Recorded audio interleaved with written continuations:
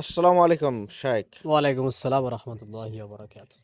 আমাদের সমাজে অধিকাংশ মসজিদে দেখা যায় জুমার আজানের আগে মানে হাঁকাহাঁকি করা হয় যে আপনারা গোসল করে নিন, জুমার সালাতের জন্য আসেন। এটা শরীয়তে কতটুকু সম্মত? আলহামদুলিল্লাহ রবিল আলমিন আসসালাতু আসসালাম আল্লাহ রসুলিহি ওয়ালা আলিহি ওয়াসাহাবি আজমাইন আম্মাবাদ। আমাদের সমাজে দেখা যায় অধিকাংশ মসজিদগুলোতে এটা ঘটে জুমার দিনে, ঠিক জুমার আজানের কিছুক্ষণ আগে, তাই তো?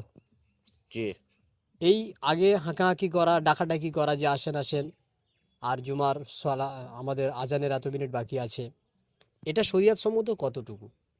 শরিয়াতে কোনো কাজ সিদ্ধ নাকি সেটা অশুদ্ধ, এটা দেখার জন্য আমাদের সামনে স্পষ্ট কোরআন ও সুন্নাহ পড়ে আছে। যদি কোরআন ও সুন্নাহতে এমন কোনো বিধান থেকে থাকে তাহলে কোনো বিষয় নেই, এটাকে করা যাবে। আর না থাকলে এটা মানা যাবে না, কারণ এটি ইসলামের আদর্শের মধ্যে পড়বে না। আমরা দেখেছি যে ইসলামে আজানের জন্য ডাকার যে পদ্ধতি রাসূল সাল্লাল্লাহু আলাইহি ওয়াসাল্লামের পক্ষ থেকে, তা হচ্ছে একটাই। সেটা কি? সেটা হচ্ছে আজান দেওয়া। নামাজের জন্যে কাউকে আহ্বান করার স্পষ্ট শরিয়াতি বিধান রয়েছে, তা হচ্ছে আজানের মাধ্যমে মানুষকে আহ্বান করতে হবে। আজান ছাড়া অন্য কোনো বাক্য দিয়ে, অন্য কিছু ব্যবহার করে সেখানে যদি আমরা এই মাধ্যম গ্রহণ করি যে আজানের জন্য এটাই চলবে, তাহলে এটা হচ্ছে ইসলামের মধ্যে নতুন কিছু প্রবেশ করানো। জি, একইভাবে জুমার দিনে যখন কোনো মানুষ আজান ছাড়া, আজানের পূর্বে অন্য কিছু পদ্ধতি অবলম্বন করে মানুষকে আহ্বান করে, সেটা ইসলামকে বিকৃত করা ছাড়া আর কিছুই নয়।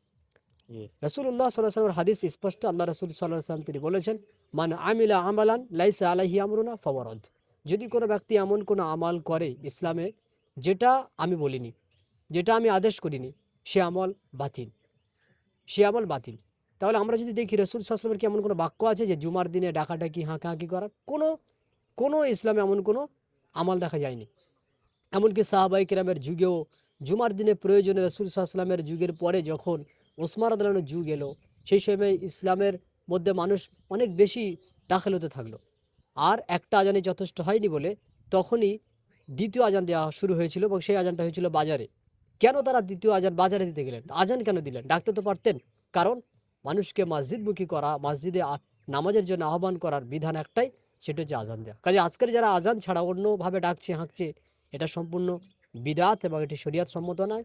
এটা বরং বিদাত হবে, শরিয়াতে নিষিদ্ধ আমল হবে, কারণ এটি কোরআন সুন্নাহ থেকে প্রমাণিত আমল নয়।